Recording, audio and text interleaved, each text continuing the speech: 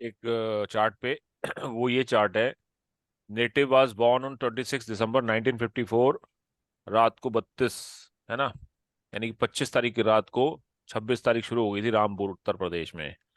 ये मेरे नोन थे, और इस चार्ट को हमने कई बार डिस्कस किया है अपने लॉन्जिविटी वाले में भी, उसके बाद भी, है ना। तो तकरीबन साल भर पहले इनको स्टमक का कैंसर जो है वो आइडेंटिफाई हुआ। 4 स्टेज का कैंसर था। तब से ही बहुत परेशानी में थे और बार बार मुझसे यही पूछा करते थे कि मेरी डेट ऑफ डेथ मुझे एक बार बता दो, है ना। तो ये तो खैर मैंने आपको भी बोला हुआ है कि हमें डेट किसी को बतानी नहीं है। इनके चार्ट के नोट कहाँ गए? मैंने नोट भी कर रखा था चार्ट पे, और यहाँ पे इवेंट में मैंने 10 तारीख रीड भी कर रखी थी। 11 तारीख, 11 तारीख मैंने इनको एक जनरल आइडिया दिया था कि यदि आप 11 दिसंबर तक थोड़ा सा आपको प्रॉब्लम रहेगी, 11 दिसंबर के बाद आपके सेहत में सुधार आना शुरू हो जाएगा। हालांकि ये पूरी तरह से मिथ्या था, सत्य नहीं था, क्योंकि मुझे मालूम है कि आप भी समझते हो कि 4th स्टेज कैंसर के बाद बचना थोड़ा सा मुश्किल हो जाता है। और जब आपका आपका कैलकुलेशन आपको ये बहुत क्लियर क्लियरली बता रहा हो, है ना। तो एज पर जीवायु मेथड से 68 ईयर्स 8 मंथ्स और 18 डेज इनकी एज निकली थी, और 69 में अभी केवल 16 दिन बचे हैं, है ना। तो 68 साल 11 महीने और कुछ दिन इनकी उम्र है, जो कि ऑलरेडी ये पूरी कर चुके हैं, है ना। तो हमने क्या कहा था, हमारे कैलकुलेशन में +- 2 से 3% का वेरिएशन आता है ना। तो यहाँ इंडिकेशन क्लियरली मिल रहा था। बद्रायन भी यही बोल रहा है, सेम 68, है ना।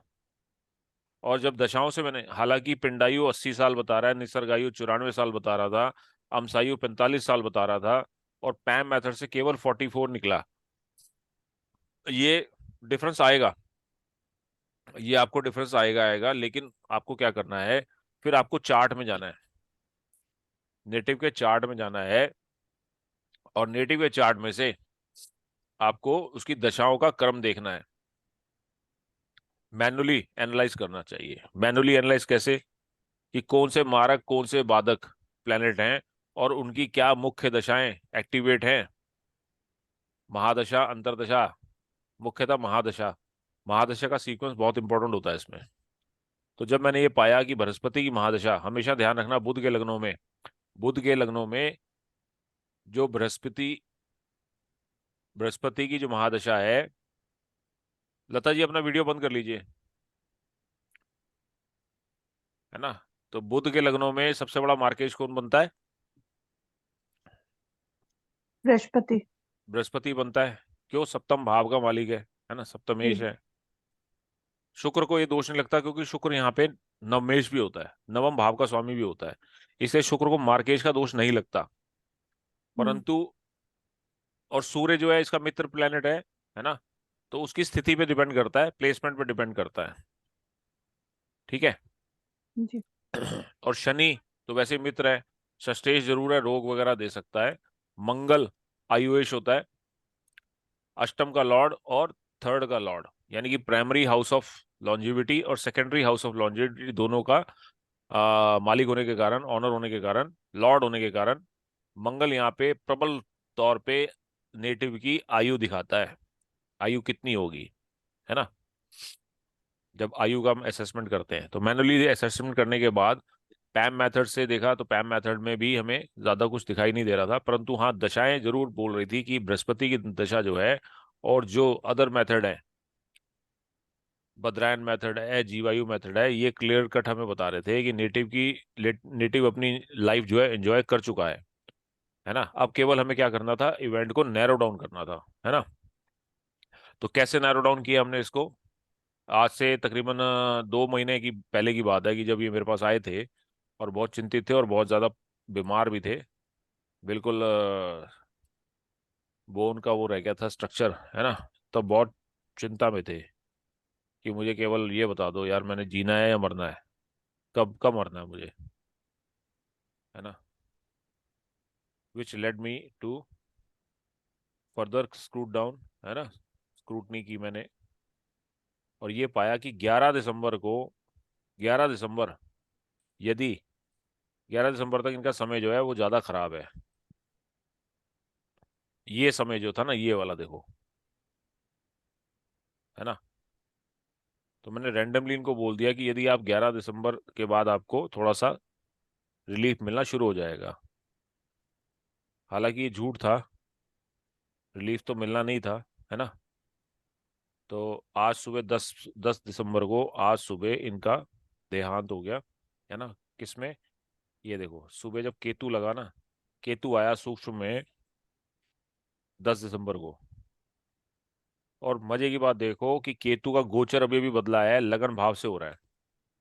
ध्यान रखना, लॉन्जिविटी में अगर केतु नाड़ी का प्रिंसिपल है, केतु का गोचर लगन से हो, अष्टम भाव से हो, तो जातक की आयु पर, अभी आपने नाड़ी पढ़ी नहीं है, नाड़ी पढ़ेंगे जब मैं आपको बताऊंगा ये सूत्र, है ना। तो मैंने आपको क्या कहा कि पंच महाविद्या का जो कोर्स है ये हमें ना एक एक विद्या पे सीमित नहीं रखता, हर विद्या की खूबसूरती दिखाता है। तो यहाँ पर नाड़ी का प्रिंसिपल मैंने जब लगा के देखा कि केतु जो है लगन से गोचर कर रहा है या अष्टम से गोचर करे, तो नेटिव की जो लॉन्जिविटी है या आयु होती है उसको खतरा होता है, किसी भी किस्म का। वो किस किस्म का होगा वो अदर फैक्टर्स बताएंगे, है ना। तो यहाँ केतु का गोचर स्पष्ट दिखा रहा था कि अब जो है इनकी आयु का ये गोचर इनके लिए बढ़िया नहीं है ना।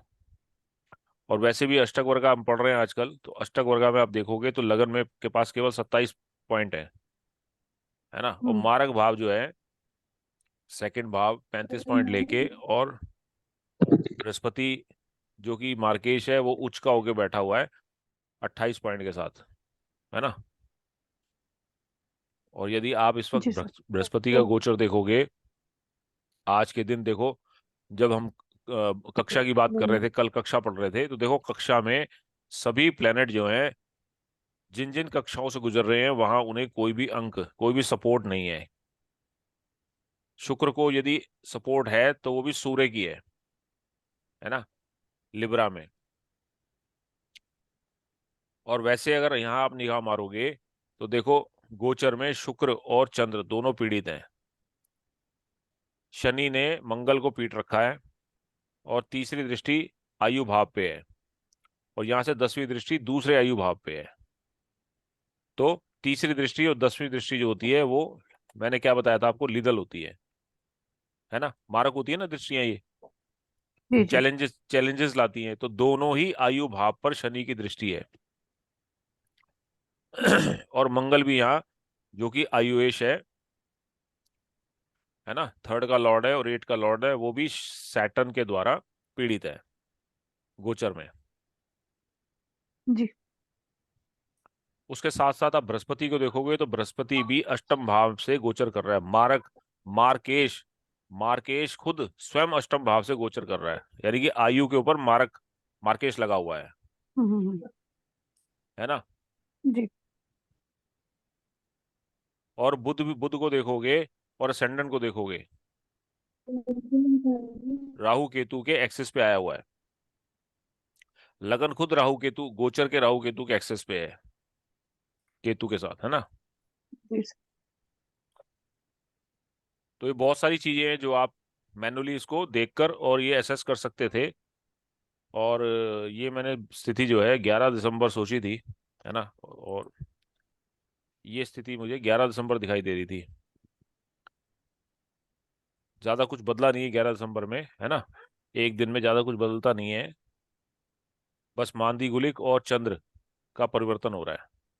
चंद्रमा थर्ड भाव में आ जाते हैं, और यहाँ पे मांदी और गुलिक जो है नवम भाव से अष्टम भाव में आ जाते हैं, है ना। तो मुझे लगा था कि शायद 11 दिसंबर तक इनका जो है आयु तो पे इसके खतरा हिसाब है। से तो 11 दिसंबर ही होना चाहिए था। हैं जी। इसके हिसाब से तो 11 दिसंबर ही होना चाहिए था, क्योंकि मानवी को भी आके बैठ गए। हाँ मतलब हो लॉन्जिविटी क्या सकता है होता भाई, बर्थ टाइम में थोड़ा बहुत एक आध 2 मिनट का फर्क हो, है, फर्क नहीं। हाँ, आधे फर्क मिनट नहीं। का फर्क भी होगा, तो एक दिन का यहाँ डिफरेंस आना स्वाभाविक है ना। वो आपको हाँ पता है कैसे आ सकता है। तो हाँ, कुल मिला बिल्कुल। के ये बड़ा दुखद समाचार समाचार था मेरे लिए, है ना।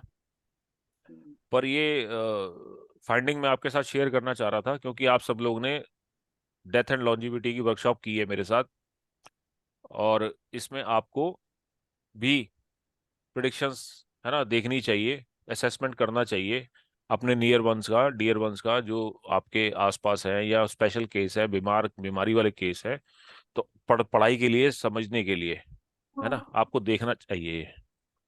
ठीक है सर? जी